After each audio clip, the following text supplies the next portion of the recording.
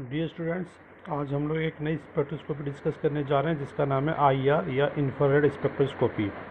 इसका एक नाम और होता है जिसको बोलते हैं हम लोग वाइब्रेशनल स्पेक्ट्रोस्कोपी।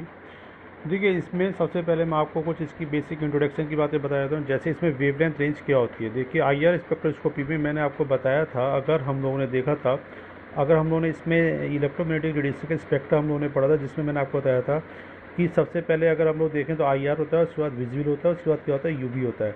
और अगर हम लोग इधर की तरफ मूव करते हैं तो हमारी क्या होती है, वेवलेंथ क्या होती है, डिक्रीज़ करती चली जाती है। वेवलेंथ डिक्रीज़ करती है, इसका मतलब एनर्जी क्या होती है, इंक्रीज़ करती है। इसका मतलब क्या हो गया कि आईआर की एनर्जी विजिबल और अल्ट्रावायलेट के कंपेयर में कम होती है। तो यहाँ पे एनर्जी हमें कम यूज़ करने को मिलती है। तो एनर्जी कम होने की वजह से यहाँ पे क्या होता है, किसी भी मॉलिक्यूल्स में इलेक्ट्रॉन या एटम का ट्रांजिशन नहीं हो पाता है। तो ट्रांजिशन नहीं हो पाएगा तो क्या होगा, यहाँ पे क्या करेंगे, एटम्स क्या करेंगे, वाइब्रेट करेंगे। तो वाइब्रेशन यहाँ पे देखने को मिलता है। तो इसलिए इस वाली स्पेक्ट्रोस्कोपी को हम लोग वाइब्रेशनल स्पेक्ट्रोस्कोपी या वाइब्रेशनल रोटेशनल स्पेक्ट्रोस्कोपी भी बोल सकते हैं। लेकिन इसका जो कॉमन नेम है वो आईआर का, वो या तो हम लोग आईआर बोलेंगे या इंफ्रारेड बोलेंगे या क्या बोलेंगे, इसको वाइब्रेशनल स्पेक्ट्रोस्कोपी बोलेंगे। इसकी जो वेवलेंथ रेंज होती है वो 2 से लेकर 6 माइक्रोमीटर तक होती है, या अगर आप इसको वेव नंबर जिसको हम लोग सेंटीमीटर इन्वर्स में नापते हैं उसके टर्म में देखेंगे तो इसकी रेंज अप्रॉक्सीमेट 650 से 4000 सेंटीमीटर इन्वर्स तक भी हो सकती है। देखिए, अब इसके मेन पॉइंट क्या हैं। आईआर स्पेक्ट्रोस्कोपी का मेन पर्पज़ होता है किसी भी मॉलिक्यूल में कौन सा फंक्शनल ग्रुप लगा है उसको आइडेंटिफाई करना। तो हम लोग आईआर स्पेक्ट्रोस्कोपी को बेसिकली किसी भी मॉलिक्यूल के फंक्शनल ग्रुप को फाइंड आउट करने के लिए यूज़ करते हैं। अब इसमें होता क्या है, देखिए, जैसे सपोज करिए कोई मॉलिक्यूल अगर आपका वाइब्रेट कर रहा है, ठीक है, कोई मॉलिक्यूल अगर आपका वाइब्रेट करेगा तो वाइब्रेट करने में क्या होगा, वो अपनी पोजीशन को चेंज करेगा, पोजीशन को चेंज करेगा। तो इस तरीके से जब वाइब्रेशन में पोजीशन चेंज होती है तो वाइब्रेशन एक्चुअल में हम लोग उसको दो टाइप में डिवाइड कर देते हैं, एक बोलते हैं स्ट्रेचिंग और एक बोलते हैं बेंडिंग, ठीक है। तो जब भी कोई बॉन्ड हमारा इस तरह से वाइब्रेट करता है तो वाइब्रेट करते समय दो तरीके यहाँ पे हो सकते हैं, या तो वो स्ट्रेचिंग करेगा या क्या करेगा, बेंडिंग करेगा। और जब भी वाइब्रेट होगा तो वाइब्रेट होने की वजह से क्या होगा, आपके मॉलिक्यूल का डायपोल मूवमेंट क्या होगा, चेंज होगा। तो यहाँ पे हम लोग क्या चीज़ देखेंगे, दो चीज़ हम लोग ऑब्जर्व करेंगे कि अगर आपका मॉलिक्यूल वाइब्रेट कर रहा है तो वाइब्रेट करने के बाद अगर आपके मॉलिक्यूल का नेट डायपोल मूवमेंट चेंज हो रहा है, अगर आपके मॉलिक्यूल में वाइब्रेट करने के बाद कोई भी नो नेट डायपोल मूवमेंट मिलता है, मतलब आपके मॉलिक्यूल में कोई भी डायपोल मूवमेंट प्रेजेंट नहीं है, तो आपका मॉलिक्यूल क्या कहलाएगा, कोई भी डायपोल मूवमेंट प्रेजेंट नहीं हुआ तो क्या कहलाएगा, आपका मॉलिक्यूल आईआर इनएक्टिव मॉलिक्यूल कहलाएगा। अगर आपके मॉलिक्यूल में कोई नेट डायपोल मूवमेंट हमें मिलेगा तो आपका मॉलिक्यूल क्या कहलाएगा, आईआर एक्टिव मॉलिक्यूल कहलाएगा। दोबारा से इस पॉइंट को मैं रिपीट कर रहा हूँ कि अगर आपका मॉलिक्यूल वाइब्रेट करता है, जो स्ट्रेचिंग या बेंडिंग की तरह से करेगा, तो वाइब्रेट करने के बाद हम लोग क्या करेंगे, उसका डायपोल मूवमेंट चेक करेंगे। अगर आपके मॉलिक्यूल में वाइब्रेशन के बाद अगर आपके मॉलिक्यूल में नेट डायपोल मूवमेंट मिलेगा तो आपका मॉलिक्यूल क्या कहलाएगा, आईआर एक्टिव मॉलिक्यूल कहलाएगा। अगर आपके मॉलिक्यूल में नेट डायपोल मूवमेंट नहीं मिलेगा तो आपका मॉलिक्यूल क्या कहलाएगा, आईआर इनएक्टिव मॉलिक्यूल कहलाएगा।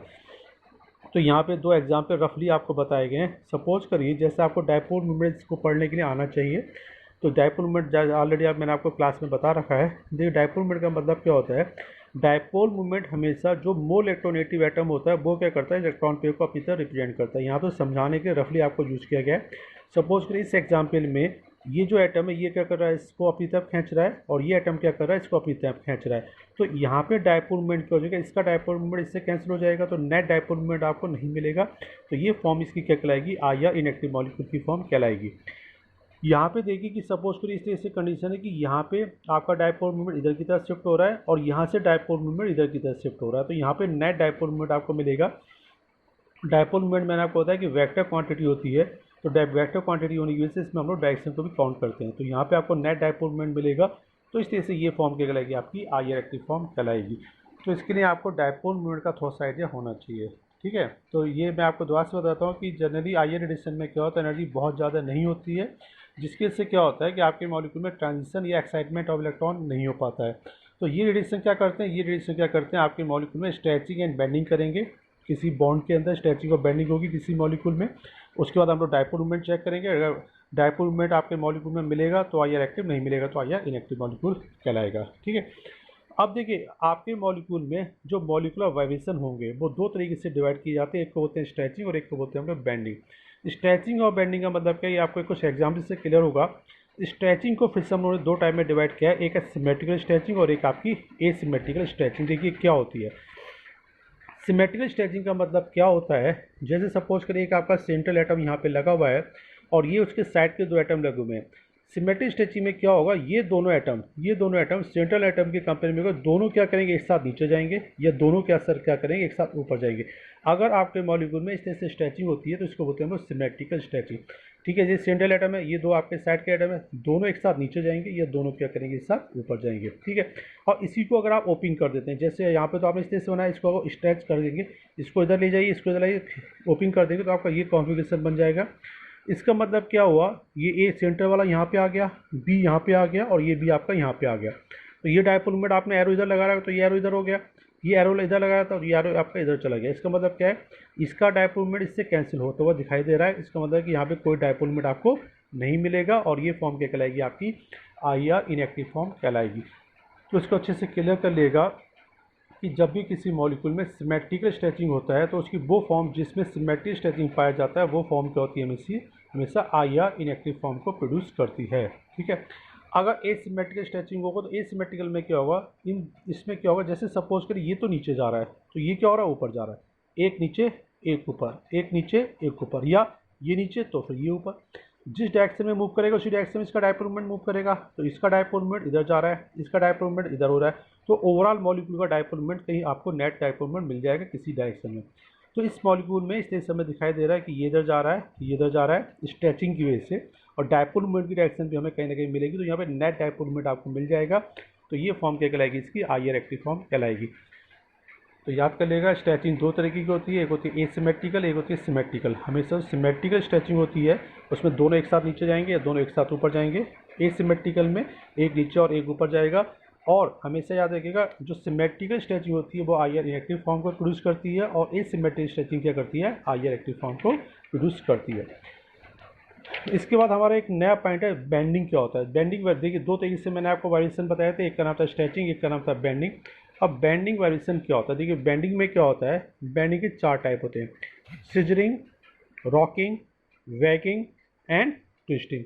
ठीक है, तो 4 तरीके की हमारे पास ये बेंडिंग वाइब्रेशन पाए जाते हैं। तो सिजरिंग का मतलब क्या होता है, सीजर को हम लोग बोलते हैं कैंची।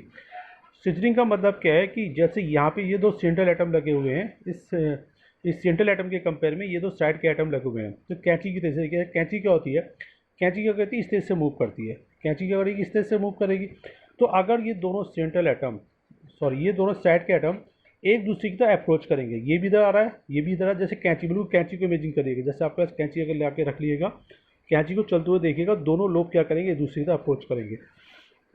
तो ऐसे वाइब्रेशन को हम लोग क्या बोलेंगे, सिजरिंग बोलेंगे। रॉकिंग में क्या होगा, रॉकिंग में क्या करेंगे, दोनों एटम है, दोनों या तो इधर जाएंगे या दोनों इधर जाएंगे, या तो दोनों इधर जाएंगे या दोनों इधर जाएंगे। तो इस तरह से मूवमेंट को हम लोग क्या बोलेंगे, रॉकिंग। या तो दोनों इधर जाएंगे या दोनों राइट, दोनों लेफ्ट, या तो दोनों राइट या दोनों एक साथ लेफ्ट। ठीक है, तो या तो राइट जाएंगे, ये क्या करेंगे, लेफ्ट की तरफ जाएंगे, तो इसको बोलेंगे रॉकिंग। वैगिंग में क्या होगा, वैगिंग में क्या, ये दोनों एटम है, या तो प्लेन के ऊपर, प्लेन के नीचे, प्लेन के ऊपर, प्लेन के नीचे। ठीक है, तो या तो दोनों एक साथ ऊपर जाएंगे, इन एरो का मतलब है दोनों एक साथ ऊपर आ रहे हैं, डाउनवर्ड एरो का मतलब दोनों एक साथ नीचे जाएंगे। तो या तो ये मिलेगा या ये मिलेगा, तो दोनों में एक साथ मूवमेंट होना चाहिए। तो ये फॉर्म क्या कहलाती है, आपकी वैगिंग कहलाती है। ट्विस्टिंग का मतलब क्या होता है, इसमें एक ऊपर जा रहा है तो दूसरा नीचे जा रहा है, एक ऊपर जा रहा है तो दूसरा नीचे जा रहा है। अप एरो का मतलब ऊपर, डाउन एरो का मतलब नीचे। ठीक है, तो आपका कंक्लूजन क्या निकला, मॉलिक्यूलर वाइब्रेशन को हम 2 टाइप में डिवाइड करते हैं, एक कहलाता है आपका स्ट्रेचिंग और एक कहलाता है आपका बेंडिंग। स्ट्रेचिंग बेसिकली 2 तरीके की होती है, सिमेट्रिकल स्ट्रेचिंग और एसिमेट्रिकल स्ट्रेचिंग। सिमेट्रिकल स्ट्रेचिंग में आपका जो मॉलिक्यूलर वाइब्रेशन का जब नेट डायपोल मोमेंट निकालेंगे तो वो क्या हो जाएगा, आपका IR इनएक्टिव फॉर्म बनाएगा, जैसे ये आपको बताया गया है। एसिमेट्रिकल स्ट्रेचिंग में IR एक्टिव फॉर्म आपको बनती हुई मिलेगी। बेंडिंग 4 तरीके से हम लोगों ने डिस्कस किया है, सिजरिंग जिसमें दोनों एक दूसरी की तरह अप्रोच करेंगे, रॉकिंग राइट या लेफ्ट, वैगिंग दोनों अप या डाउन, और ट्विस्टिंग एक अप और एक डाउन। ठीक है, तो इसको हम लोग बोलते हैं बेंडिंग वाइब्रेशन। तो इन वाइब्रेशन के मोड को होने के बाद मॉलिक्यूल में उसका डायपोल मोमेंट चेक किया जाएगा, अगर डायपोल मोमेंट मिलेगा तो IR एक्टिव, अगर नहीं मिलेगा तो IR इनएक्टिव फॉर्म कहलाएगा। ठीक है, थैंक यू। हम नेक्स्ट वीडियो में हम लोग इस टॉपिक को हम लोग डिस्कस करेंगे कि पॉलीडायटोमिक मॉलिक्यूल्स में कैसे हम लोग उसके वाइब्रेशन को चेक कर सकते हैं। Thank you.